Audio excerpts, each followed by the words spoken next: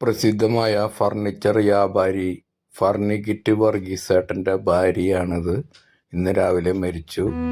3:30 ശവസംസ്കാര ചടങ്ങുകൾ പ്രഖ്യാപിച്ച് എല്ലാവരും എത്തിക്കൊണ്ടിരിക്കുന്ന സമയത്ത് മകളുടെ ഫോൺ കംപ്ലൈൻറ്റ് പോലീസ് സ്റ്റേഷനിലേക്ക് വന്നു.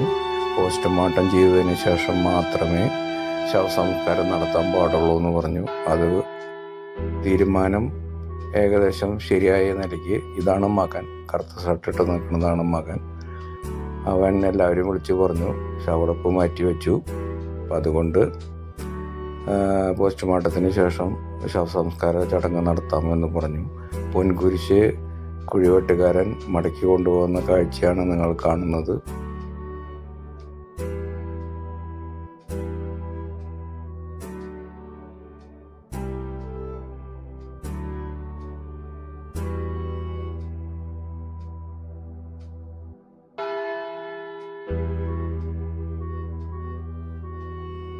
ശവസംസ്കാരത്തിനുള്ള വണ്ടി മടങ്ങി പോകുന്നതാണ് കാണുന്നത്.